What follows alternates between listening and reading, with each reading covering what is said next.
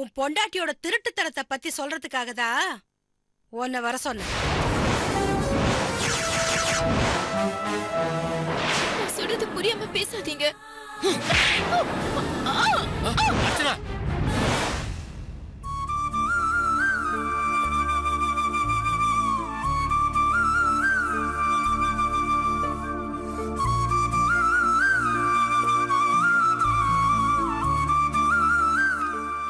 முரளி, நீ போன்ல சொன்ன விஷயம் ஒரு நிமிஷம் எனக்கு கையும் ஓடல காலும் ஓடல. அதுக்கப்புறம் தான் நான் அடிச்சு பிடிச்சுக்கிட்டு ஒடியாந்தேன். அங்கிள் வேற டெல்லிக்கு போயிருக்காரு. அவர் எப்ப வராருன்னு எனக்கு ஒன்னும் தெரியல. ஆமா, சுஜாதாக்கு என்னாச்சு? மேடம்க்கும் அவங்க அப்பாவுக்கும் ஏதோ பிரச்சனை. அவர் வீட்டை விட்டு வெளியில போக சொல்லிட்டாரா. அப்பா போனவங்க தான் 2 நாளா எங்க போனாங்க என்ன பண்ணாங்கன்னு ஒண்ணுமே புரியல. நானும் சிட்டி ஃபுல்லா தேடி பார்த்தேன், கண்டுபிடிக்க முடியல. எஸ்ஐ ஃபோன் பண்ணி இந்த மாதிரி ஆயிடுச்சுன்னு சொன்னதுக்கப்புறம் தான் எனக்கே விஷயம் தெரிஞ்சு ஓடி வந்தேன். அதுக்கப்புறம் தான் உங்களுக்கு இன்ஃபார்ம் பண்ணேன். சுஜாதா என்ன மயக்கத்துல தான் இருக்காளா? இல்ல, எந்திரிச்சிட்டாங்க. அப்புறம் என்ன, வா போய் பார்க்கலாம். உள்ள போலீஸ் என்கொயரி நடந்துட்டு இருக்கு. அது முடிஞ்சதுக்கு அப்புறமா தான் நாம போய் பார்க்க முடியும். சாரி முரளி, என்கொயரிக்காகத்தான் உங்களை பார்க்க விடாம தடுத்தேன். It's okay sir. ராத்திரி நேரம் இல்லையா, அதுவும் கல்யாணம் ஆகாத பொண்ணு வேற. அந்த நேரத்துல எதுக்காக அவங்க வெளியே வந்தாங்க? உடம்புக்கு முடியாம மயக்கம் போட்டு விழுந்தாங்களா, இல்ல தற்கொலை முயற்சினால ஏதாவது சாப்பிட்டுட்டு மயக்கம் போட்டாங்களா? இப்படி பல கோணத்துல விசாரிக்க வேண்டியது இருந்தது. அவங்க டயர்டாகி தான் மயக்கம் போட்டு விழுந்திருக்காங்க அப்படின்னு அவங்களே ஸ்டேட்மெண்ட் கொடுத்துருக்காங்க. அதனால கேஸ் எல்லாம் ஒன்றும் பெருசா இருக்காது. ஓகே, நீங்க போய் அவங்கள பாருங்க. வரேன். வாங்க ஆண்டி.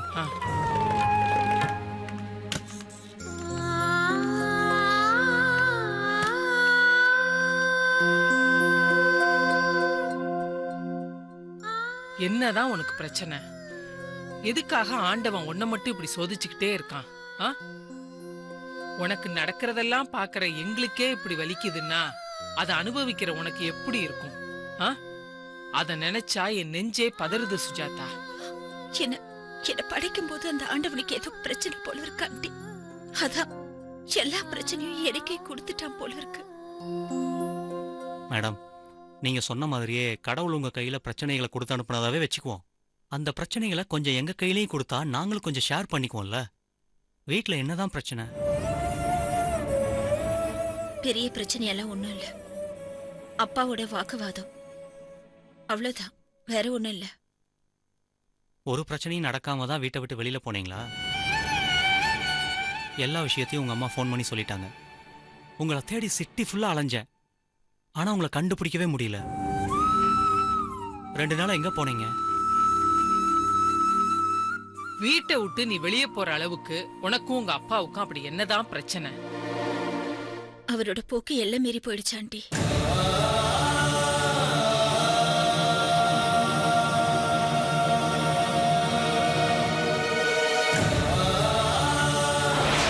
அம்மா வர நான் என் பணத்தை அடைச்சு நிக்கிறேன்.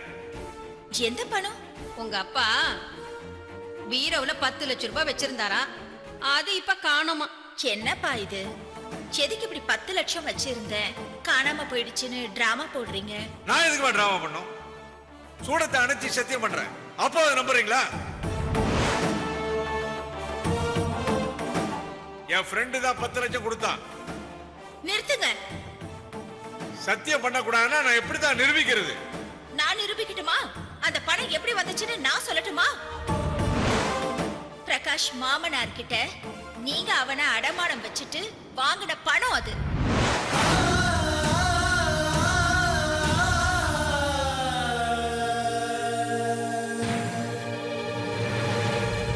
இங்க பாரு, நீ எடுத்த பணத்தையும் நெக்லஸையும் கொடு. இங்க பாரு, நான் 12 மணிக்குள்ள கம்பெனில நான் பணத்தை கட்டணும். இங்க பாரு, அப்பதான் எனக்கு டீலர்ஷிப் கிடைக்கும். போய் பணத்தை எடுத்துட்டு வா. அந்த பணம் என்கிட்ட இல்ல. எனக்கு டைம் ஆகி சுஜாதா, பணத்தை நெக்லஸ் உடனே எடுத்துட்டு வா. அது ரெண்டுமே இப்ப என்கிட்ட இல்ல. சேர வேண்டிய இடத்துல போய் சேர்ந்தாச்சு. இந்த நெக்லஸ் தானே மாப்பிள்ள காணாம போச்சுன்னு சொன்னாரு? ஆமா மாமா, அன்னைக்கு தேடி பார்த்தப்ப எங்கேயும் கிடைக்கல. ஆனா வீட்டை சுத்தப்படுத்தும் போது பீரோ கடையில கிடந்தது. அதான் கொடுத்துட்டு போலான்னு வந்தேன்.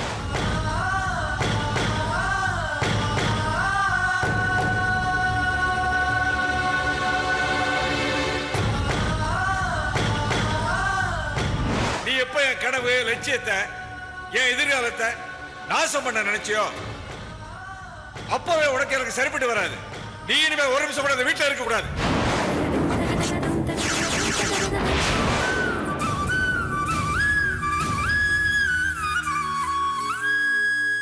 கோவம் தீர்ந்து மனசு மாறி வீட்டுக்கு வரலான்னு நினைக்கும் போதுதான் ரோட்ல நான் மயங்கி விழுந்துட்டேன். இன்னும் கஷ்டப்படணும்னு விதியில இருக்க போல இருக்கு. அதான் பொழைச்சிட்டேன். ஏன் சுஜாதா இப்படி வெறுத்து போய் பேசுற? உனக்கு இவ்ளோ நடந்திருக்கு. எங்க யாருக்கிட்டயுமே சொல்லாம நீ யாருமே இல்லாத அனாதை மாதிரி போயிருக்க. சரி, என்கிட்ட தான் உனக்கு சொல்லணும்னு தோணல, முரளி கிட்ட கூடவா உனக்கு சொல்லணும்னு தோணல?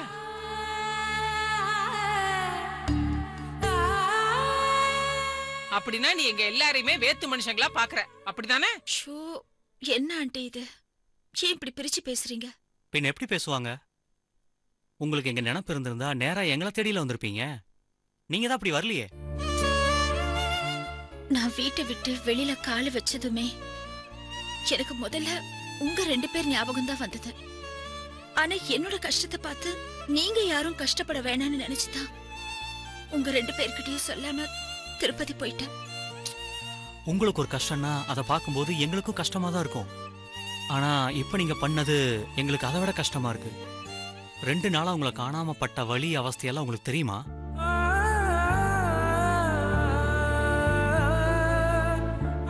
இனிமே இப்படி எல்லாம் பண்ணாதீங்க. ரொம்ப சங்கடமா இருக்கு. கேட்டியா சுஜாதா? முரளி சொல்றது சத்தியமான உண்மை.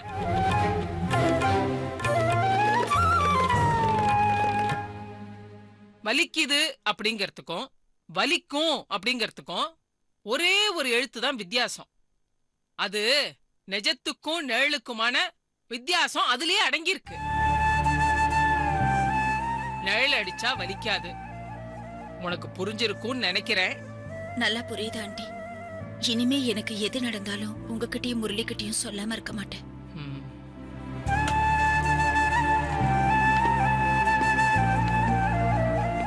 இப்ப எப்படிமா இருக்கு?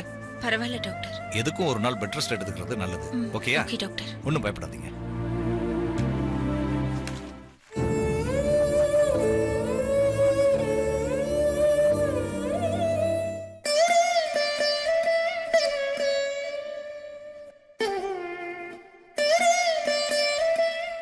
இந்த மெடிசின்ஸ் எல்லாம் 1 வீக் எழுதி தந்திருக்கேன். அதை விடாம கண்டினியூவா சாப்பிடுங்க. 1 வீக் கழிச்சு செக்அப் வாங்க, என்னன்னு பாத்துக்கலாம். Okay doctor. Okay, thank you. நான் போய் இந்த மெடிசன்ஸ் எல்லாம் வாங்கிட்டு வந்துடுறேன். ஓகே முரளி. கொஞ்சம் பாத்துக்குங்க ஆண்டி.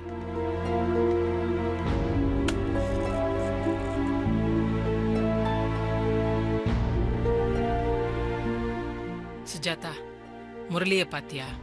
உனக்கு ஒண்ணுனா எப்படி துடிச்சு போறான். அன்னைக்கு சொன்னதுதான் நான் இப்பவும் சொல்றேன். உனக்கு சரியான பொருத்தமானவன் முரளி மட்டும்தான்.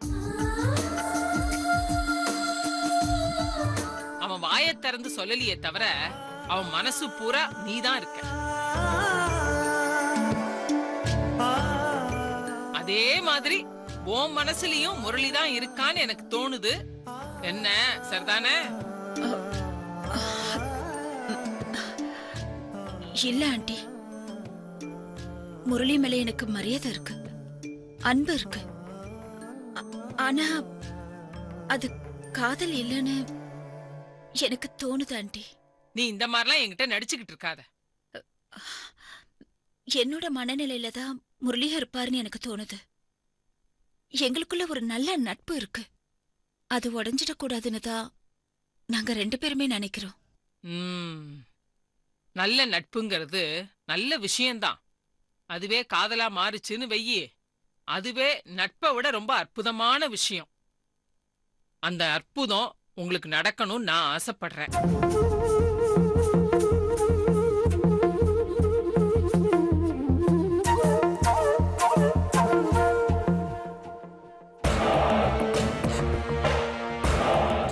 என்ன உன்னை பத்தின உண்மை தெரிஞ்சு போச்சுன்னு ஆத்திரம் வருதா?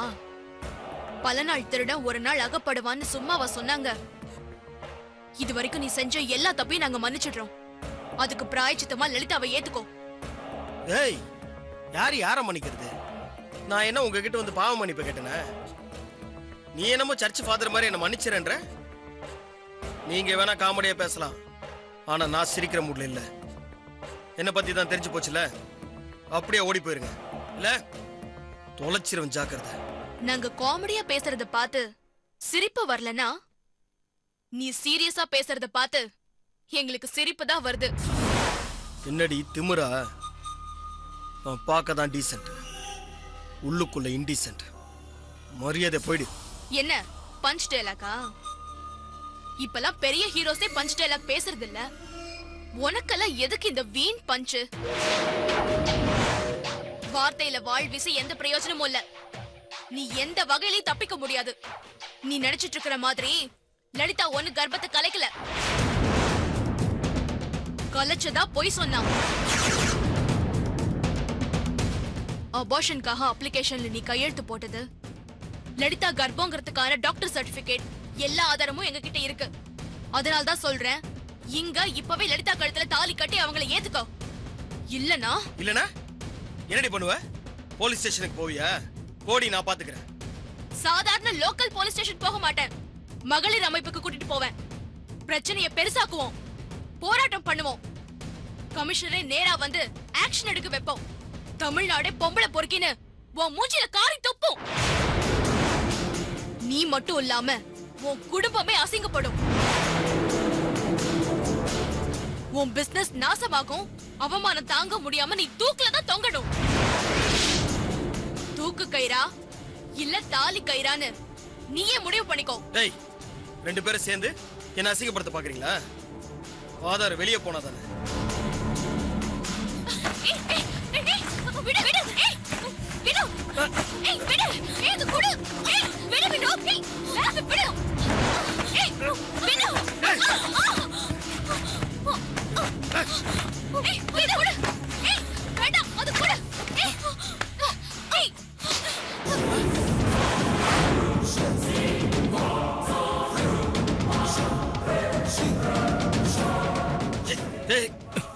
அதான் நடக்காது. நீ ஆதாரத்தையும் அழிக்க முடியாது, இங்க இருந்து தப்பிக்கவும் முடியாது. நான் வரும்போதே போலீஸ்க்கு இன்ஃபார்ம் பண்ணிட்டு தான் வந்தேன். இன்னும் 5 நிமிஷத்துல அவங்க இங்க வந்துருவாங்க. நீங்க எப்படி இங்க வந்தீங்க? நீ போதை இல்லைன்னு பேச ஆரம்பிச்சியே, நான் அப்பவே வந்துட்டேன். கண்ணன் தான் உன்னையும் இவனையும் ஹோட்டல்ல பார்த்ததா எனக்கு ஃபோன் பண்ணி சொன்னான். இந்த சூழ்நிலை பார்த்தோன்னே ஏதாவது பிரச்சனை வரும்னு எனக்கு தெரியும். அதனால தான் போலீஸ்க்கு இன்ஃபார்ம் பண்ணிட்டு வந்திருக்கேன். வினோத், நான் உன்கிட்ட இருக்கிற வசதியை பார்த்தெல்லாம் காதலிக்கல. உனக்கு பிடிச்சதுனாலதான் காதலிச்சேன். அதனாலதான் நீ நடிக்கிறது கூட எனக்கு தெரியாம போயிடுச்சு. என்னதான் நீ என்ன வெறுத்து ஒதுக்குனாலும் என் வயித்துல வளர்றது ஓ ரத்தம், ஓ வாரிசு. அது இல்லைன்னு ஆயிடாது.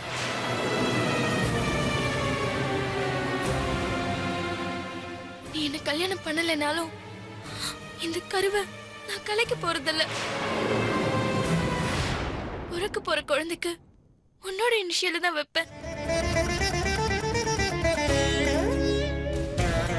உன்னதான் அப்பான்னு காட்டி நான் வளர்ப்பேன்.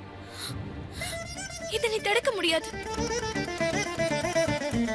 டிஎன்ஏ டெஸ்ட் எடுத்தா நீதான் அப்பான்னு தெரிஞ்சு போயிடும். அதனால சட்டப்படியும் உன்னால எதையும் தடுத்துட முடியாது.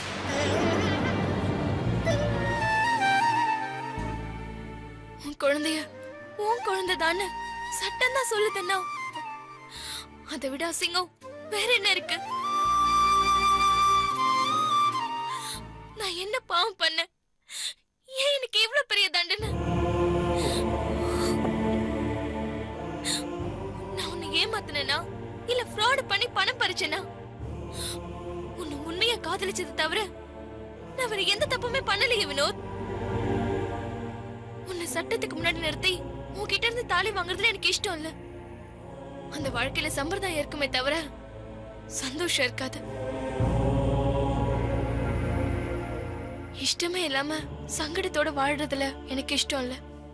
நான் உன்கிட்ட கெஞ்சி கேட்டுக்கிற ஒரே ஒரு விஷயம், என் குழந்தைக்கு ஓ இனிஷியல வைக்கிறத மட்டும் தடுக்காத.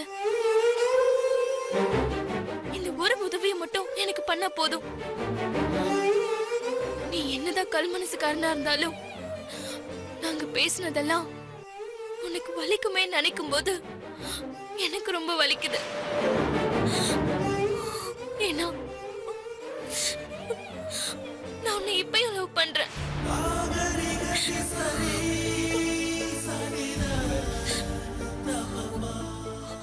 என்ன மன்னிச்சிரு லலிதா. ஐ டு லவ் யூ.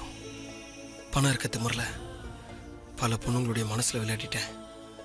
ஆனா இப்ப நீ பேசினது என்ன இந்த ஜென்மத்துக்கு நிம்மதியா வாழ விடாது. நீ சொன்னதை கேட்டு உன்னோட காதலை நான் உணர்ந்துட்டேன். நீ எப்ப நான் உன்னை ஏத்துக்கிட்டேன்னு நினைக்கிறியோ அது வரைக்கும் நான் உனக்காக காத்துட்டு இருப்பேன்.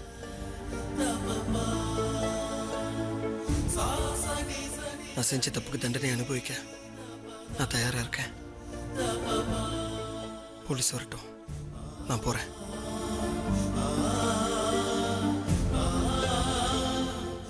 அதுக்கு முன்னாடி நான் உங்க எல்லார் காலையும் விழுந்து மன்னிப்பு கேட்கணும். வினோத், போலீஸ் எல்லாம் வராது. நான் சும்மா போய் தான் சொன்னேன்.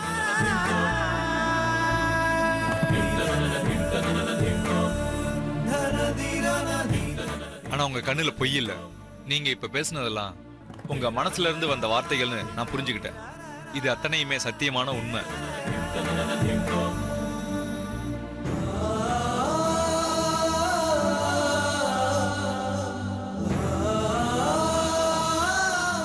லலிதாவோட உண்மையான காதல் தான் உங்க மனசை இந்த அளவுக்கு மாத்திருக்கு. இனிமே உங்க 2 பேர் லைஃப்லயும் எந்த பிரச்சனையும் வரக்கூடாது.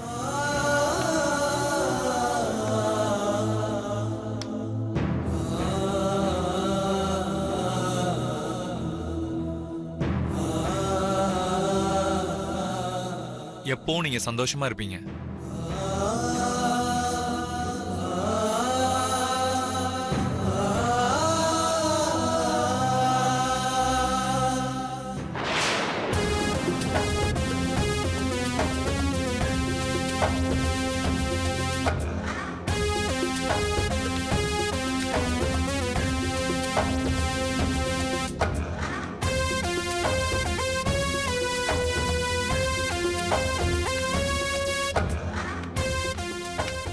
டேய் ரமேஷ், இருந்தாலும் உனக்கு இவ்வளவு கோவம் ஆகாதுடா.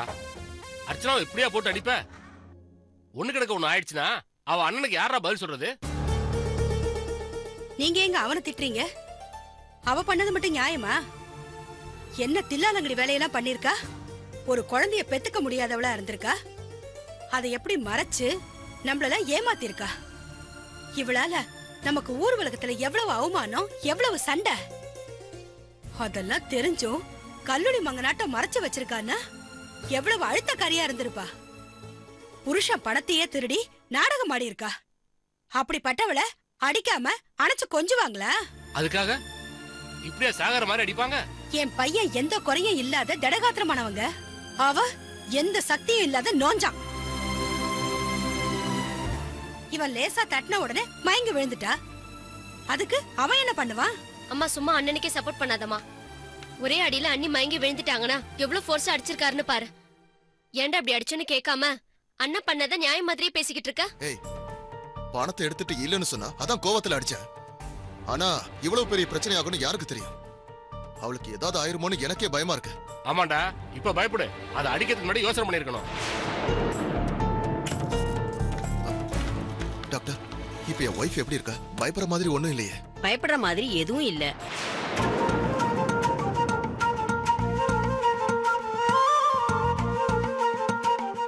சந்தோஷப்படுற மாதிரி தான் இருக்கு.